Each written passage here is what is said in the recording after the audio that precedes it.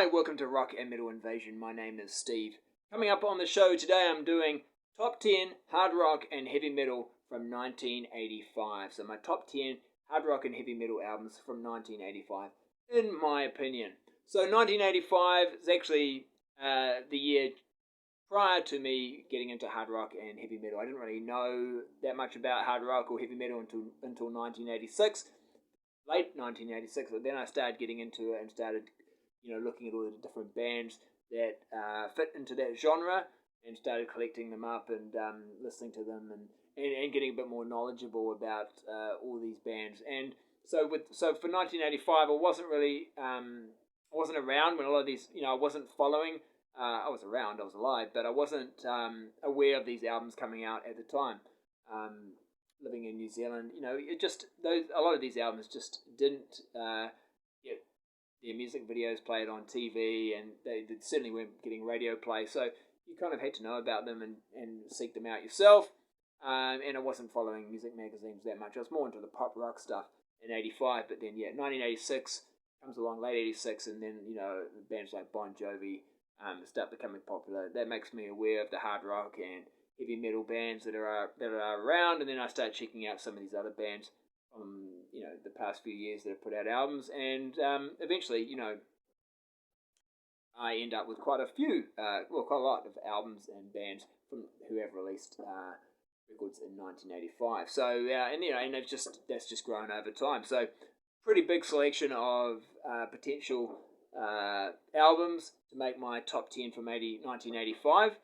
I've not gone with any sort of thrash or speed metal because I really wasn't into thrash or speed metal at the time, and still to some degree am not. I mean, hard rock and metal is more standard sort of, the traditional heavy metal is more what I'm into. I did go back and check those sort of bands out later on, but for my top 10, it's really just going to be a lot of those hard rock and heavy metal bands. And if you've watched my channel before, I think you kind of get a bit of an idea about the kind of music and bands that I like, and so you might have a few good ideas about what might be in my top 10 for 1985. Probably actually, to be honest with you, there's not a lot of surprises, at least in my top 5. A lot of the big heavy hitters, the big names, maybe 10 through to 6. There might be a few surprises in there. And I've got some honourable mentions as well, which I'll mention at the end.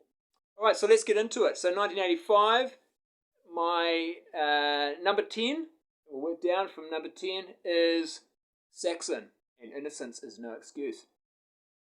So with a lot of these albums, this is my first, and this will be the case with a lot of these albums, my first album from this band that I've heard.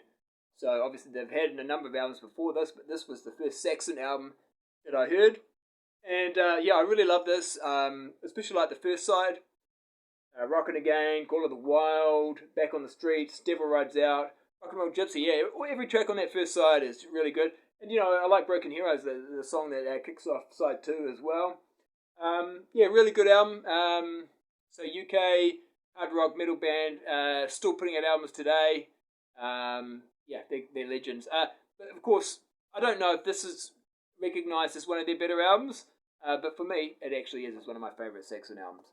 So that's coming in at number 10. Number 9, another UK hard rock metal band. This is Heavy Petting and Rock Ain't Dead. I really love the title track. These guys, I think, were trying to achieve some of the success that Def Leppard had achieved with Pyromania. It didn't happen. They didn't get that success. There was a music video done for Rock Ain't Dead, which is a great song. And in fact, again, like Innocence is No Excuse, the Saxon album, I really love the first side. Rock Ain't Dead, Soul Survivor, China Boy, Lost in Love, North Winds, all great songs. Second side, not so much, but still a solid album. Their first album, they were more of a sort of new wave of British heavy metal band.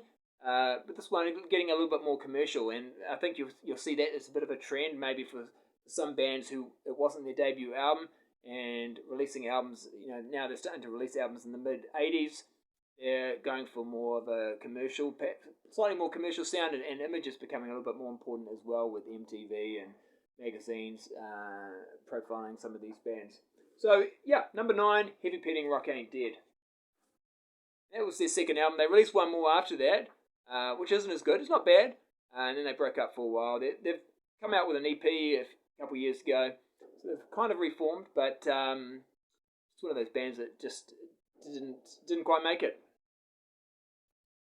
Number 8 is a band who also didn't really achieve huge success, but were critically acclaimed at the time. I remember seeing this in magazines and books with some really positive reviews.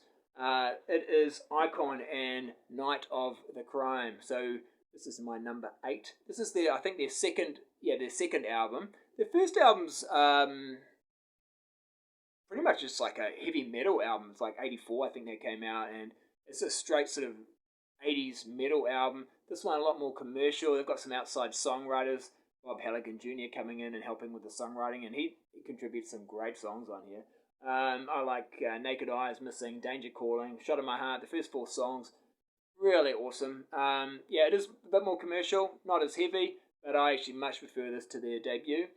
Yeah, really good. I was a bit late to finding this album. It took me a little while to actually find a copy. I was reading about how great it was, but it did take me a while to actually get a copy. I don't know exactly when I managed to actually track down a copy of it, but it did take a little while. But yeah, fantastic. And of course, they did release another album after this, Right Between the Eyes. I think that was their final album. It had different vocalists, but it's also really good. Not quite as good as this. And then also in between this album and Right Between the Eyes, there was like a bit of an independent release as well. But for me, this is the Icon album to have. So that's number 8, Right Between the Eyes by Icon. Right, number 7 is, this could be a bit of a surprise for some people, probably not what people perhaps were expecting. Lee Aaron and her album Call of the Wild. So she's Canadian. This is, I think, her second album. It's executive produced by Bob Ezrin. And it's just a great female-fronted hard rock album, especially like side 2, Line of Fire, Beat 'em Up, Paradise. I think Beat 'em Up's actually talking of Bob Halligan Jr. I think that's a Bob Halligan Jr. song as well. Yeah, it is. And Danger Zone, Halt to Be Rocked, which is the song that finishes the album. That's a good one. The opening song on side 1, Rock Me All Over, is really good.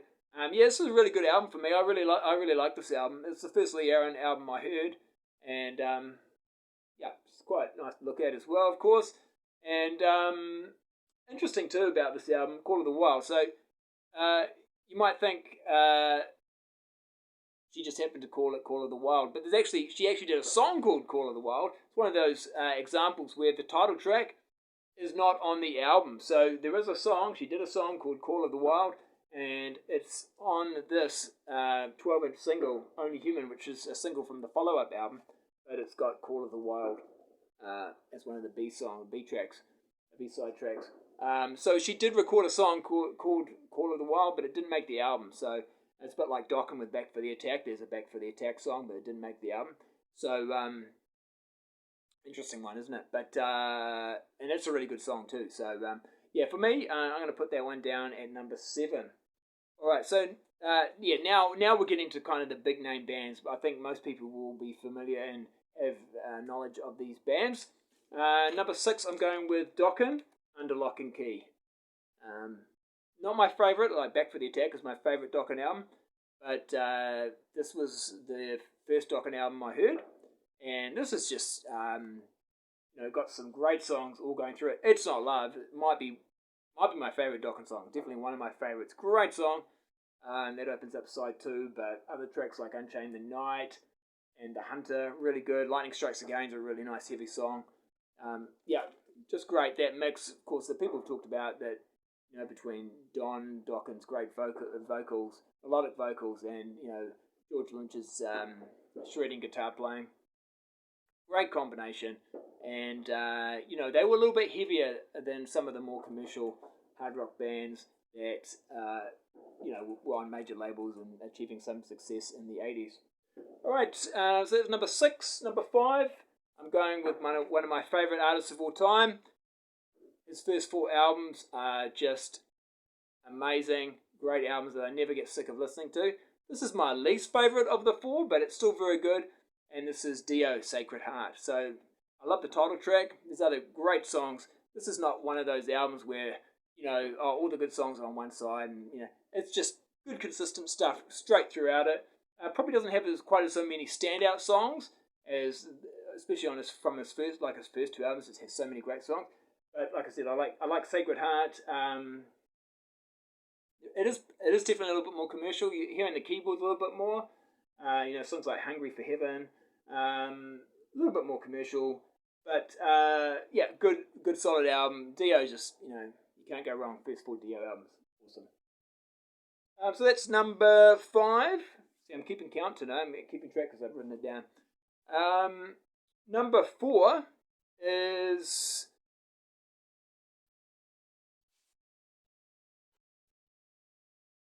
Motley Crue and Theatre of Pain. Now, I know for some people this is not one of their better albums, but for me it is. This is the first Motley Crue album I heard, so I really like it, and I think it's just got some great songs on it. Side 2's where it's all at for me on this one. It is one of those annoying albums where they've got the songs listed on the back but not in the right order, so you don't know what song's on side 2 or what song's on side 1. But I know it well enough to be able to say, to be able to know. Keep Your Eye on the Money and Louder Than Hell, they kind of are 2 songs together on side 1. I love those 2 songs. The rest of the songs on side 1, not such a big fan of.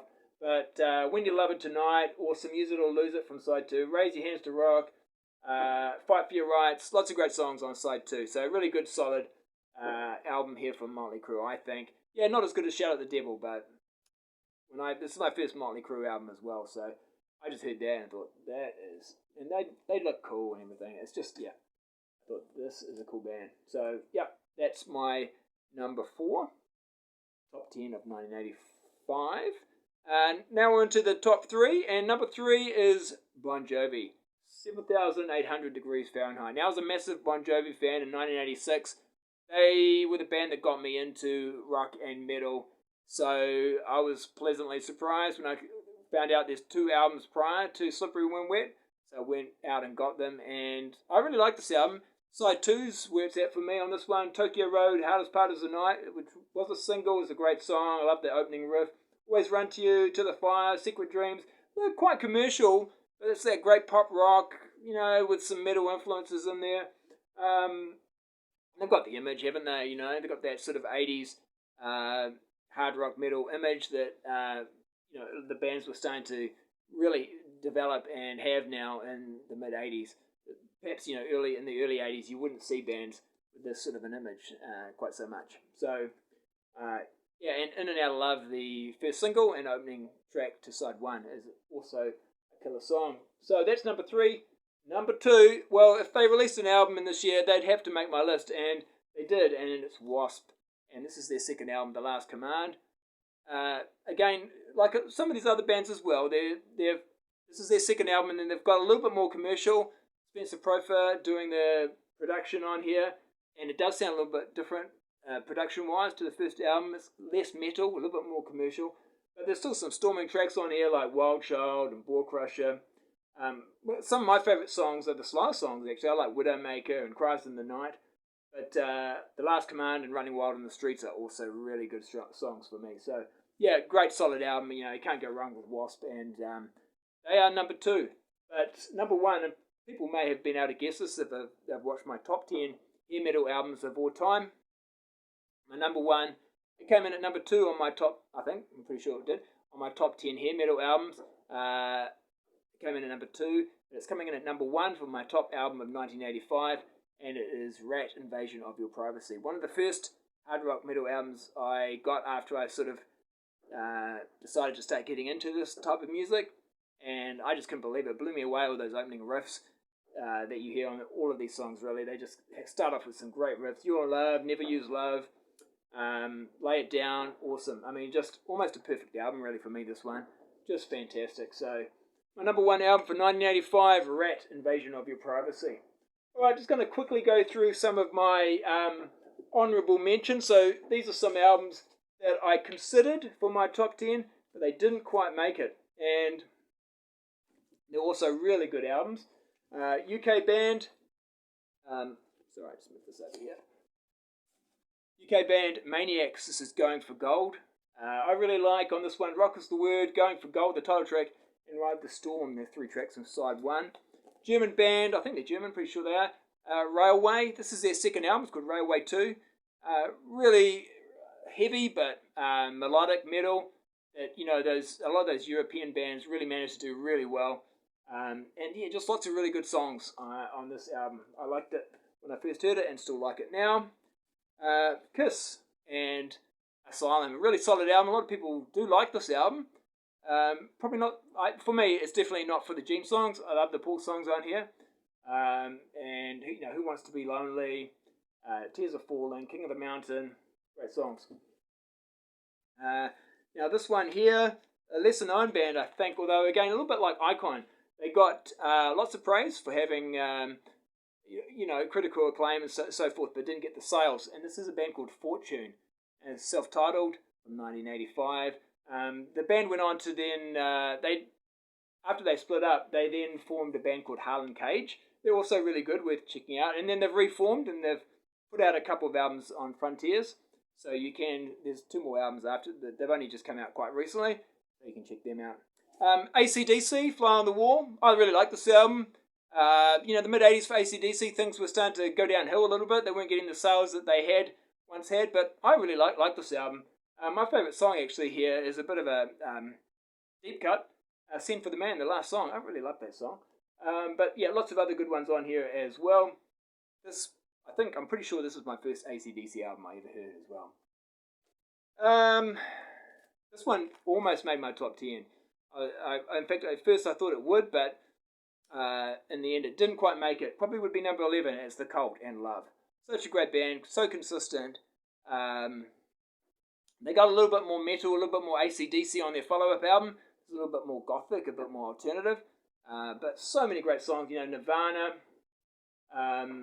Rain, Revolution, She Saw Sanctuary, one of their best songs, which also was a big single for them. I was a bit late getting into these guys, but once I heard this album, this is Accept Metal Heart, I thought, yeah, this is a fantastic album. Love the title track. Also, Screaming for a Love Bite, that's awesome. Yeah, really good. Honourable mention there. And lastly, Connie Hatch. I'm pretty sure these guys are Canadian. This Ain't Love, She's Gone, really good songs, and produced by Max Norman. But yeah, they didn't get the success. They're on the Mercury label, but you didn't get much success with that album, and I think they split up after that. Again, one of those bands I think that did reform, but a little bit later on. Alright, so there you go. So there's my honourable mentions and my top 10 from 1985. Feel free to leave your own top 10. I'd love to hear it. Alright, we'll catch you later. See ya.